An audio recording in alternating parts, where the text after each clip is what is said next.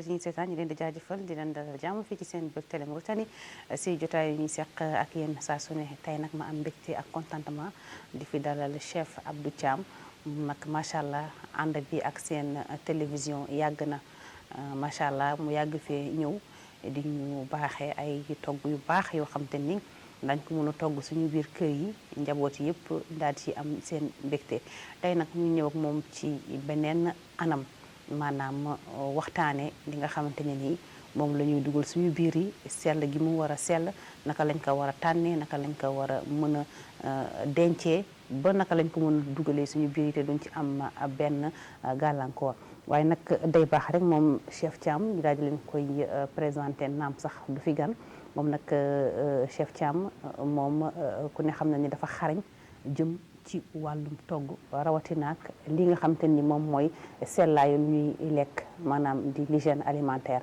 moom nag mu bokk ci ñi nga xamante ne nii suñu muraabitu ni bu ñuy waree jongante day bokk ci ñi leen di saytu li ñu war a lekk ak naka lañ ko war a lekkee ak yan waxtu lañ ko war a lekkee loolu yëpp mu nekk loo xamante ni daf koy jàppale lii di suñu équipe nationale en même temps tamit hôtelier ak restaurant yi bu ñu soxlawee ku leen xelal wala ku leen teg ci yoon moom tamit day yëngatu ci wàllum loolu ba pare di tàggat tamit ndaw yi nga xamante ni xëy na bëgg nañu dugg ci li nga xam ne mooy moo di wàllu hôtel ak restaurant te amuñu xëy na amaana fu ñu mën a tàggatoo moom mu nekk di leen di tàggat ma bàyyi ko nag mu daal di nuyoo ak yéen laataa ñëw suñu waxtaan chef Thiam. salaamaaleykum. waaleykum salaam. soxna Minel ñu ngi dellu siwaat di la nuyu di la gërëm. di la sant bu baax nag ci invitation bi. kër gi moom mën naa ni suñu kër la. dëgg la voilà donc di profiter rek di nuyu suñu président. le président de la fédération Ahmed Yahya. mu nekk juste une personne exceptionnelle. voilà donc yàlla def na xëy na peut-être ñu ngi ànd ak ñoom ci wàllum sécurité alimentaire beeg yooyu et tout. di ñaan yàlla na ko yàlla yàggal. di nuyu képp koo xamante ni yëpp amee nañu ko njukkal. exactement exactement nit ku baax la. nit ku baax la et puis ak ñëpp ñu nekk ci ginnaawam aussi ñu ngi profité di leen nuyu. donc di gërëm aussi waa télévision bi wax dëgg yàlla ci yaatal bi ak accueil bu rafet bi nga xamante ni saa yu ñëwee rek fekk ko fi. macha allah ñu ngi leen ciy gërëm bu baax. di nuyu ñi nga xamante ni ñoom ñoo ñuy seetaan ñoom ñëpp ñu ngi leen di nuyu. di ñaan yàlla lii ñu fi waxtaane tey yàlla na jur njariñ. dëgg la chef Thiam ñu lay gërëm bu baax a baax. gis nañ ni hygiène alimentaire moom lu am importance la si dundu nit ñi. tout à fait. mais gis nañu at yi ñu génn sax def ci ëppati solo. exactement bi nga xamante ne nii am na feebar bu ñëw ci àdduna bi. ñu koy wax Covid 19. exactement te ku ne xam na ni Covid 19 moom pour nga muccoon ci balaa ñuy am vaccin. dara nekkul muccukaay boobu lu hygiène. exactement. hygiène ci li ngay lekk hygiène ci li ngay naan hygiène ci li ngay dindeek nit ñi. mu bëgg nga wax ma rek bu doon danga may tënkal. lii di hygiène alimentaire. lan nga ma koy tënkalee. waaw en fait ñu ngi lay gërëm ci question bi am na solo en fait ni ñuy mën a tënkee hygiène pour nit ñi mën koo dégg. xam nga dafa am lu ñuy tuddee agroalimentaire. et pour ñu mën a pratiquer pour une bonne pratique. dans l'agroalimentaire. agroalimentaire mooy lan. lépp loo xamante ni dafa jëm ci wàllum lekk. pour ñu mën ko pratiquer dafay aajowoo hygiène mu nekk loo xamante ni day nekk lu fondamental. hygiène nag ni ñu la ko mën a firilee. mooy lépp loo xamante ni ay règles la ak ay pratiques. yoo xamante ni yu relatif nag. pour une bonne conservation de notre santé. loolu moom mooy hygiène ay règles la ak ay pratiques. léegi nag mu am solo. mën naa koo firee set wala ba tey moo gën a yaatu set. mën nga ni set mën nga ni propreté. waaye boo koy firee l'hygiène en fait c'est l'ensemble des règles. et des pratiques qui sont relatives pour la bonne conservation de notre santé. ñu ngi jégalu ci français bi. waaye pour nit ñi mën ko gën a dégg. donc loolu moom mooy firi hygiène. dafa laa mën nag ay pàcc yu bëree bëri nag xëy na peut-être ñu ngi xaar ci questions yi. pour mën koo leeral. donc bu ñu nee hygiène boobu. ay pàcc yu bari la. pàcc bu njëkk bi lan lay doon. waaw déjà xam nga hygiène. dafa am lu ñuy tuddee hygiène corporelle. hygiène vestimentaire. ak hygiène environnementale. ci olof. hygiène corporelle mooy nga set ci sa yaram. maanaam sangook raxasook ñoom it seen. xam nga damay faral di wax nee naa leen gis nga boo ñëwee ci terrain war a football dafay aajowoo ñu ni diw dafa apte bi mu apte moo koy war a mën a permettre mu dugg ci terrain bi football waaye gis nga ki nga xamante ni dafa war a dugg ci biir cuisine am pour togg moom it dafa war a apte pour mu apte nag dafa war a set ci fànn yi ma la wax nii. bu njëkk bi mooy ci yaramam. ci yaramam dafa war a set ci yaramam sangu ba set waaye ay loxoom dafa war a sell ci raxas boo xamante ni bu jaar yoon ndax raxas loxo dafa am ay méthodes yi ñuy raxasee loxo méthodes yooyu nag nga xam ko dafay am solo ginnaaw bi nga demee ba raxas sa loxo ba nga xamante ni yow set nga ci sa bopp bërëb bi nga xamante ni fa ngay togge muy hygiène environnementale dafa war a set mooy hygiène environnementale hygiène vestimentaire c'est-à-dire que li nga xamante ni moom ngay sol pour togg mooy dafa war a set ndax léeg-léeg nga gis cuisinier sa tenue bi ni mu weexee nii. exactement léeg-léeg nga gis boo xam ne ni moom bosom day xàll ba daanaka jaune. exactement te loolu noonu dafa bokk ci li gën a dangereux ci nit ki nga xamante ni moom mooy togg di joxe parce que kii togg di joxe mën nañ ni médecin la moom moo yor wér-gu-yaramu ki nga xamante ni moom lay jox lekk bi parce que gaaw na lool ki nga xamante ni mooy lekk bu am intoxication alimentaire te lii waral intoxication alimentaire du lenn lu dul ñàkk a set nit ki bu nga xamee li nga xamante ni moom lay war a togg fi nga xamante ni fa la koy réceptionné fi muy jëndee li muy togg ak fi mu koy réceptionné ak fi mu koy dencee maanaam avant mu koy denc war na ko traité denc ko maanaam conservation bi ba ni mu koy utiliser ba ni ñu koy consommer yooyu yëpp dafa war a ànd ak set moom moo tax boo demee ci hôtel yi dafa am benn méthode bu ñuy tuddee la méthode HACCP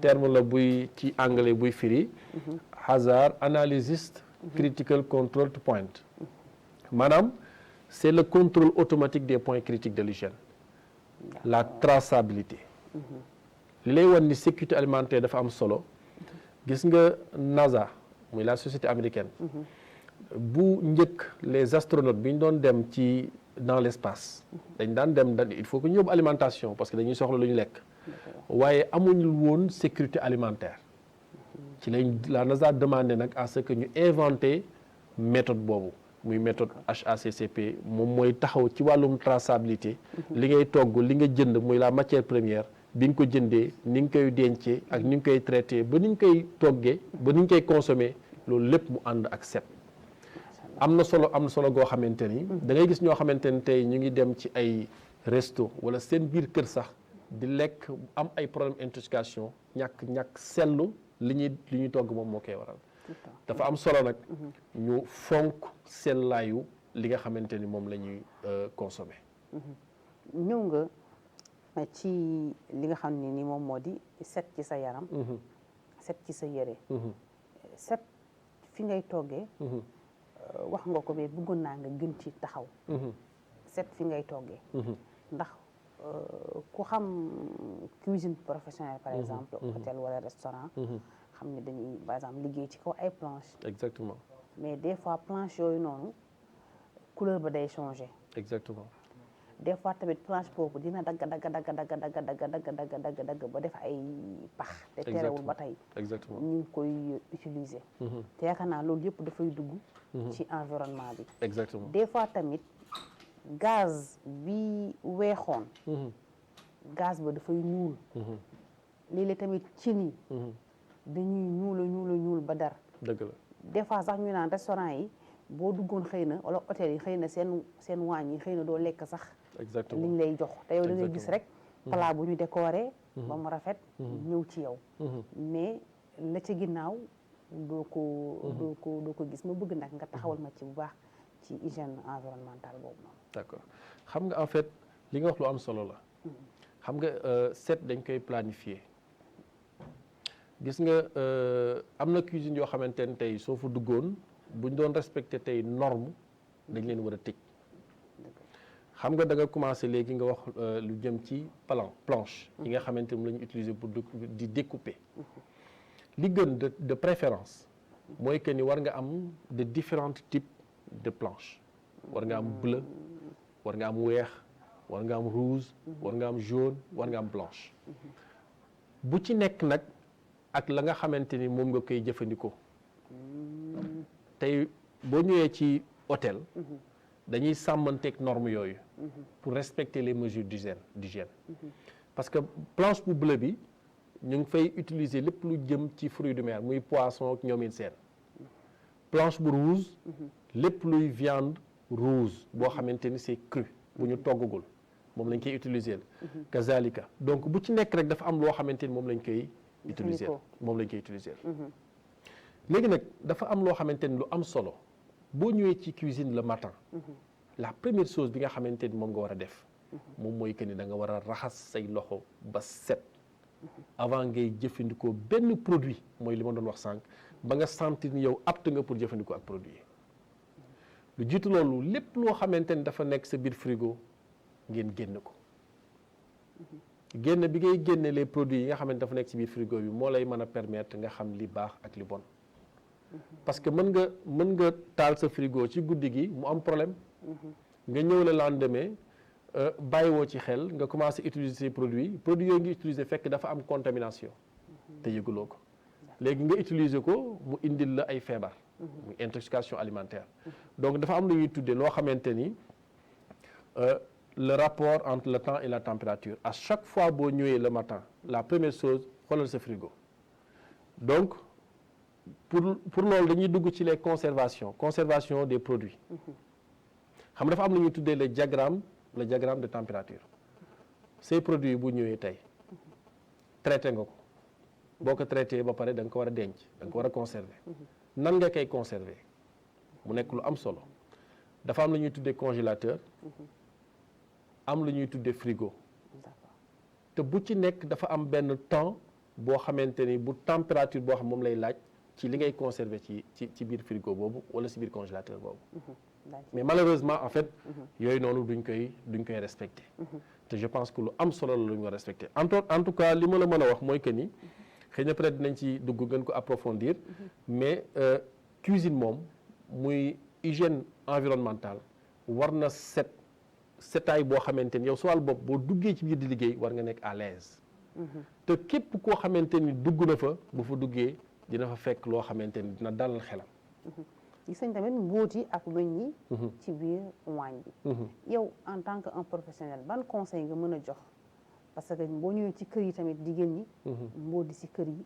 ci biir waañ bi. sonal nañ am ñoo xamante ni dem nañu xëy na sax ba mënuñoo teqalikoo mbóot. weñ yi tamit ci biir waañ yi. sonal na. jigéen ñi togg ci biir kër yi. boo ñëwee ci restaurant yeeg hôtel yi tamit xam naa ni kazalika noonu la. yan astuce nga mën a joxe. ay tegtal. pour que nit ki. mu mën a fagaru ba këram du am mbóot waañam du am mbóot ndax waañ yi ku ne xam ne mbóot yi fa la ñuy commencé. wala tamit bu sa kër waañ amee mbóot ndaka nga mën a def yow ba mbóot yooyu abal la. déjà li ngay éviter mooy. lii indi mbóot yi loolu ngay njëkk a éviter. benn li ci njëkk mooy rigole bu nekk sa kër war nga koy traiter. parce que c'est des vecteurs de cafard. ñaareel bi aussi éviter di déballer ay caisse sa biir cuisine. bépp produit boo xam ne dafa ñëw nekk ci caisse il est formellement interdit nga koy déballer ci biir cuisine bi. da nga war a déballer ci biti parce que carton yi c'est des vecteurs de cafard. bokk na ci liy indi cafard ci cuisine mais xëj na doo ci bàyyi xel. dëgg la ñu bari ndeysaan doo leen indi mbóot seen kër. exactement dem marché jënd fa ñu defal la ko ci keesu marché. ñu indi ko sa kër. tout à fait bokk na ci li indi mbóot. mais ñu bari duñ ci bàyyi xel. moo tax kenn du déballer ci biir cuisine. ñetteel bi aussi war ngay def un traitement au quotidien. nit ñi dañuy négliger en fait loo xamante ni lu am solo. mën nañ traiter tey ay mbóot tey am nañ ko ñu traiter ko. mais mën nañ toogaat une année yoo xamante ni dootuñu ko traiter. te aussi waroo xaar ba am mbóot doo ko traiter. traiter mbóot dëgg la. fagaru. moo gën faju. kon war ngay traiter avant li nga xamante ni mën na la indil loraange avant nga koy gis. te booy jëfandikoo ak lii ñu la wax nii tegtal li la wax nii. mën nga mucc sax ci gis mbóot.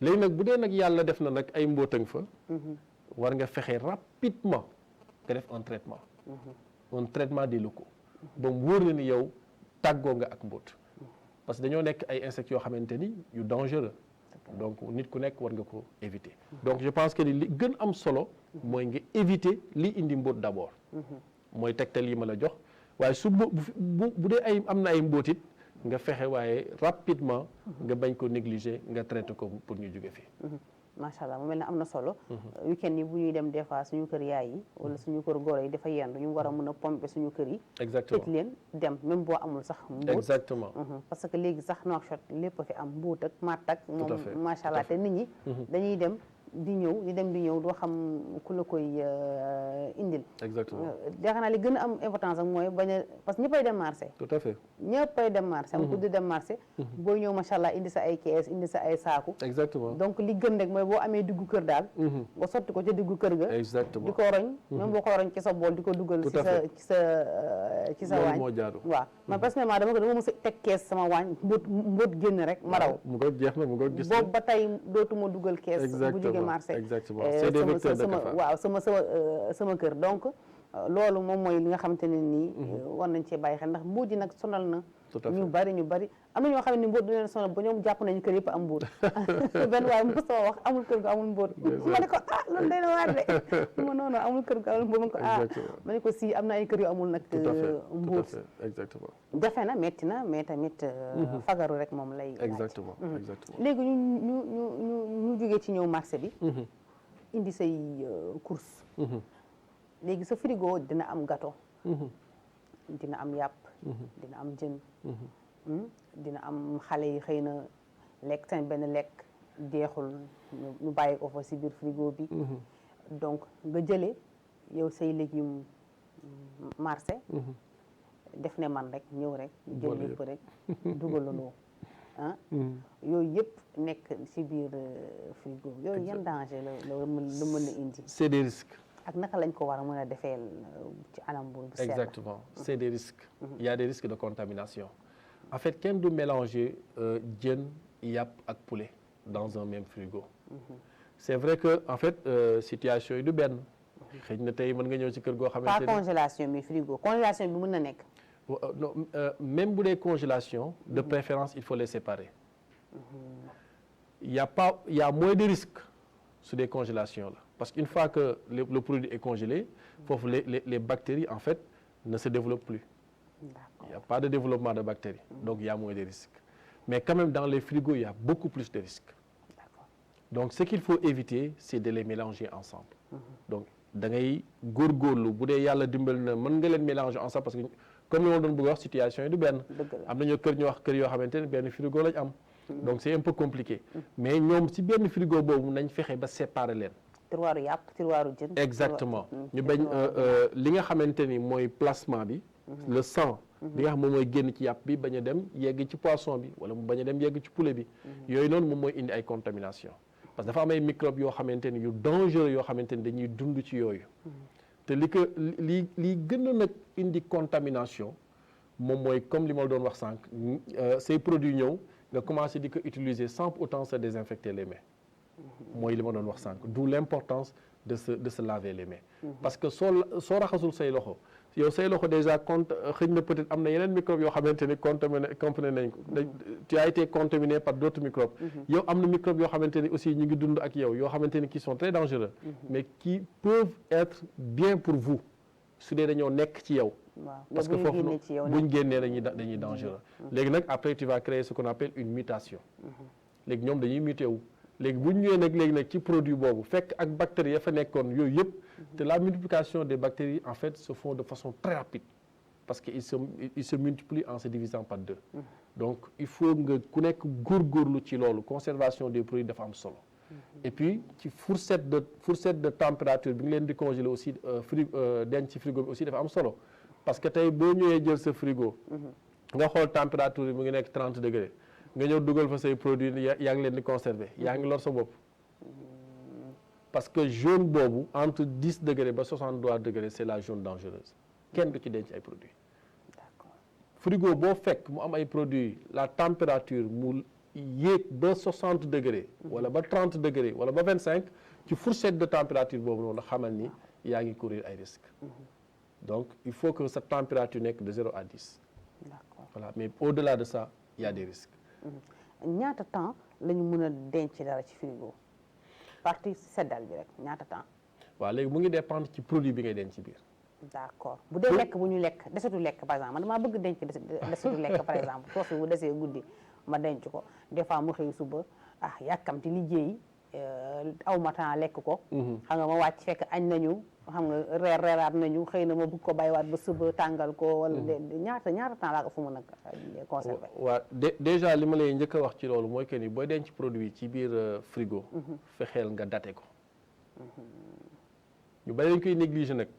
mais dafa am importance. dëgg la produit boo dugal sa frigo rek fexeel nga jël sa benn papier nga bind date bi nga teg ko ci kawam. date bi moom moo lay yow dimbali boo fàttee kenn nga ko ci defoon moom dina la fàttali kañ nga ma defoon ci produit ci frigo bi. te y a ce qu'on appelle les DLC. la date limite de consommation. produit bu nekk dafa am date limite de consommation. léegi nag produit bi nga xamante ne dañ ko togg ak bi ñu toggul bokkul. seen durée de vie dafay wute. sauce bi nga xam ne da nga ko utiliser tey nga denc ko ci frigo bi. foofu noonu rapidement moom mën na contaminé wu. parce que c'est un produit fini buñ togg la ba pare. donc mën nga ko dugal ci frigo bi si la température est bonne. pour 24 heures pour nga consommer ko. mais au-delà de 24 heures. da nga koy génne. soo ko mënul consommer léegi. essayel nga xool neen noo def. mais évite nga consommer produit boobu noonu. D'accord. mais li gën l'idéal mooy que ni nga congeler ko. parce que boo ko congeler l'avantage mooy boo congeler produit dootul am développement de bactéries. mais soo ko defee frigo les microbes se développent. su dee nag ci température boobu xëy na il se développe de façon ralentie. mais bu dee ci température bële il se développe de façon très rapide. léegi est-ce que mën naa ko fa denc benn 24 heures. ma xam ne man lekkuma ko bañ mu yàqu ma congelé ko wala ma ko war a congelé juste automatiquement bi nga xam ne desal naa lekk bi rek ma congelé ko. xam nga les techniques de conservation soo amee benn produit boo xamante ni utiliser woo ko tey. et c'est un produit fini. da nga koy jël rapidement nga filmer ko nga congelé ko. c'est l'idéal. ce qu'il faut éviter nga bàyyi benn produit dans un frigo. plus de 24 heures nga jël ko bëgg ko def congélateur. Congélateur, d'accord. C'est tout ce qu'il faut éviter. Il faut aussi éviter nga jël benn produit au congélateur. nga déchiffrer ko. après nga jëlaat ko dugalaat ko congélateur. D'accord waaw loolu dañ koy dégg souvent. exactement waaw boo déchiffrer da ngay éviter waat dugalaat. tout à congélateur. fait exactement. léegi est-ce que mën nañu dugal ay légumes ci frigo te fekk raxasuñu ko. non en fait amul benn produit boo war a denc biir frigo. te traité woo ko. il faut que nga raxas ko ba mu set avec de l'eau javelisée boo paree ci loolu nga ranger ko dans des bacs yu set aussi yu propre nga filmer ko nga dugal ko sa biir frigo. est-ce que duñu ragal ñun bu ñu ko raxasee pare denc ko raxas bi day tax denc bi gaaw a yàqu. déedéet. xam nga sama classe gi ko waxaat 15 jours la ñuy dugg dañuy jël 15 jours bëgg ndugg bi nekk au frais au frigo 15 jours léegi bu ñu ko indee dañ koy ñaane sax raxas yaakaar ni boo ko raxasee sax. raxas boobu day tax denc bi am lu ci gaaw. non loin de là. mais déjà yéen a ngi jënd ay produits congelés ay produits surgelés. mais pourquoi pas ngeen defaral seen bopp ay produits surgelés. ci nag waaw frites surgelées waaw ndax yàlla. mais ngeen defaral ko seen bopp. tu as des carottes. tu as des courgettes. yooyu ngay dem jënd ci dans les épiceries mais c'est des produits industrialisés. nga dem fekk fa ay marché douane ñu bëri bëgguñu ko parce que c'est des produits industrialisés. mais alors que yow tu as des produits frais. jëlal say carottes nga épicé ko. jëlal say courgettes et tout et tout. nga togg ko def en fait da nga koy blanchir. blanchir mooy nga jël ko nga def ko ci ndox mu tàng. mais jarul nga koy togg ba mu ñor. nga génn ko nga def ko ci ndox mu sedd. pour nga arrêter cuisson bi déjà.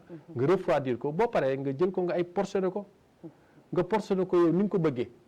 selon grammage bi nga bëgg nga portionné ko nga jël ko dugal leen congélateur. mais tu as des légumes surgelés.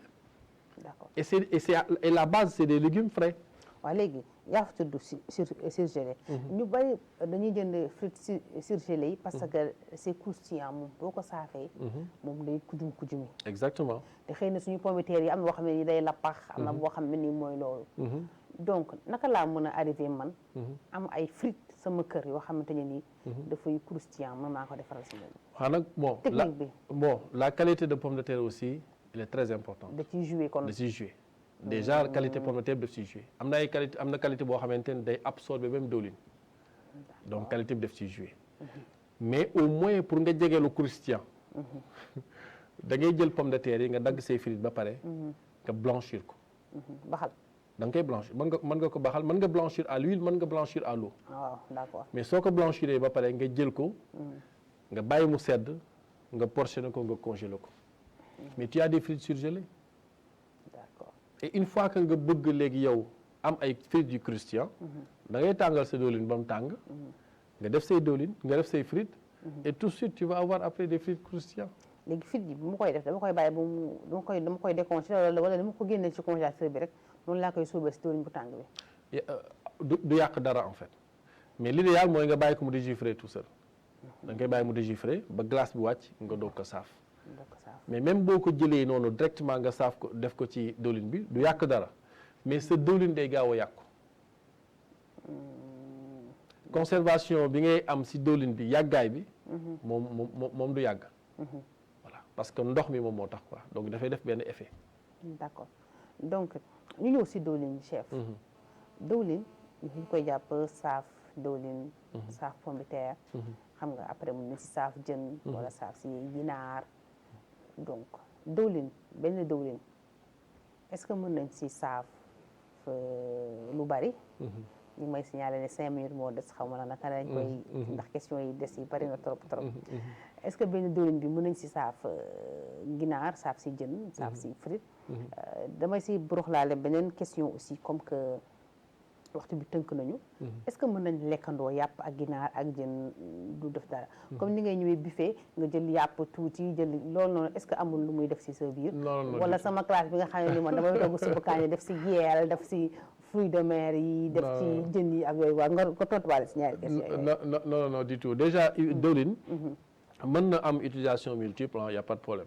mais seulement en fait boo saafee léegi poisson. jël léegi viande nga saaf ko ci.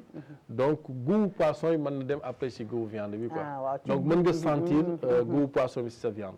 donc peut-être mën nga éviter loolu en fait. mën nga jël tout ce qui est fruits de mer nga jël ko pour benn diwlin. et tout ce qui est viande rouge viande blanche mën nga ko jël après pour benn diwlin. boobu aussi mën nga si utiliser en même temps boobu ngay saaf frite. d'accord donc mën na nekk utilisation multiple. mais li ngay éviter rek mooy mu nekk benn produit boo xamante ni en fait goût am mën na dem ci beneen produit bi. te poisson dafa fort. sama suppu kànja mondial bi may togg nag man. def ci crevettes yeeg. exactement déjà booy préparer paella xam nga moom y a un peu de tout. ma ngoog. y a un peu de tout. non mais paella mooy suppu kànja tubaab daal. waaw mais c'est ça mais en fait loolu amul problème. mën nga jël léegi poisson boo paree lekk léegi poulet boo paree lekk viande mu ngi dépendre ci li nga mën a voilà ci. mais yàqul dara daal mais yàqul dara. kon daal bi fa chef bi may dem di jël fii tuuti jël fii tuuti. non ça fait rien. yàqul dara ça fait rien. xëy na tout excès est nuisible nag quoi bon foofu la lay kiiwalee. mais boo jëlee fii portion bu ndaw nga lekk. li nga mën a lekk nga lekk ko. parce que limité lekk aussi dafa am solo. léegi nga dem jël ci li nga mën a lekk ci viande nga lekk ko. li nga mën a lekk ci poulet nga lekk ko. kooku du la def dara. mais nag soo lekkee loo xamante ni dafa ëpp. loolu ëppaay bi moom mooy lay porter préjudice. mais du le fait que nga lekk poisson lekk poulet lekk viande. d'accord exactement. loolu mu nekk lu am solo. xam naa waroon ñëw si mode de cuisson yi exactement. waaw temps bi xoj nañu. mais bu ci mënee ñëw rapidement. en fait mode de cuisson yi moom xëy na peut-être moom laa doon fan yi dama am benn ay recrutement yu ma doon def. je posais des questions à chaque fois ñi ma posé question dañuy daanu foofu en fait. parce que les gens disent mode de cuisson. et boo leen waxee luy mode de cuisson ñu ne non à point bien cuit saignant et bleu. alors que ce ne sont pas des modes de cuisson. Les modes de cuisson je pense que mas naa ko fi wax les modes de cuisson en fait 4 la. mooy la cuisson par concentration la cuisson par expansion la cuisson par sous-vide et la cuisson mixte. c'est les 4 modes de cuisson. mais léegi ñu tuddee saignant à point. duñ ay modes de cuisson mais c'est des stades de cuisson. boo demee ci restaurant tey jii ñu ni la mode de cuisson. mën nga corriger serveur bi nekk non on dit pas mode de cuisson. mais on dit stade de cuisson ou bien degré de cuisson. c'est les appointes de cuisson. mais mode de cuisson nag mooy concentration. concentration bi mooy si ñu togg suñu kër yi. la cuisson par concentration mooy cuisson bi nga xamante ne da nga koy def pour concentrer les apports nutritifs dans la pièce à cuire. ban façon lañ koy ban façon nga mën a toggee pour nga am loolu. grillé par exemple. boo lakkee. boo lakkee def nga concentration. four. boo rossee def nga concentration. aussi concentration le four. boo defee four aussi def nga concentration. d'accord tant que defoo ndox. yaa ngi ci concentration. léegi boo ñu liggéey yaa ngi ci expansion. maanaam mu génn ci aliment bi dugg ci ndox bi. exactement. d'accord boo ñu liggéey rek yaa ngi ci expansion. maintenant le mélange des deux font mix. maanaam su may togg yaasa léegi. booy togg yaasa yow mix laay def yaa ngi ci mix. ndax damay lakk sama ginaar yi ba mu. exactement tu as commencé par concentration. après mu dugg ko ci sauce bi pour. expansion pour nga am mix. d'accord léegi nag quatrième bi mooy la cuisson par sous vide. Cuisson par sous vide. La pièce à cuire n'a pas de contact direct avec le liquide. maanaam bain marin par exemple. da nga koy filmer. waaw li ngay togg da nga koy filmer maanaam nga jël sa poulet entier mariner ko ba mu baax. nga filmer ko. nga daal di koy jël dugal ko ci ndox mi di ko togg. xam nga poulet bi laalul ndox mi. d'accord mbuus mi nekk ci diggante bi. mooy la cuisson par sous vide. d'accord wala bain marin li ñuy wax dafa mooy wax bain marin wala. bain marin mën na nekk bain marin mooy nga jël sa ndox. teg muy tàng. nga jël benn casserole maanaam bëgg a fondre beurre nga jëlaat tegaat ci kawam. loolu mooy bain marin en fait. d'accord léegi la ngay tàggatoo suñu waxtu jeex. bon dina gërëm. et puis di kontaan loolu nag franchement ci invitation bi. di ñaan yàlla aussi liñ fi wax yëpp yàlla na jur njariñ ci ñi nga xamante ni ñoo ñuy déglu. xëy na émission bi gàtt na. mais voilà donc xëy na beneen yoon dinañ gën a yaatal incha allahu taala. maa ngi nuyu ñëpp. di nuyu sun njaboot di nuyu sun ay soxna ak ñoom ñëpp. di leen ñaanal yàlla ku ci nekk ca la nga nekk rek yàlla na la si jàppale yàlla jàppale. encore une fois di ñaanal aussi Mauritanie yàlla na fi yàlla def jàmm. amiin ñu koy jaajëfal bu baax a baax moom Chef Abdou Thiam nekk ki nga xam te ni moom la ñu dénk suñu muraabitu ni macha allah tubarkalla lu ñuy lekk mu ciy nekk di ci def liggéey bu am solo nekk tamit benn formateur ci wàllum togg ak wàllum set ak lépp loo xam ne dafay dugg ci biir ñu koy jaajëfal bu baax émission bi moom macha allah njëriñ lu bari génn na ci rawatina ak pour ñun ñi jigéen ñi waaye tamit képp koo xam te ni rek yaa ngi liggéey jël togg def ko sa métier.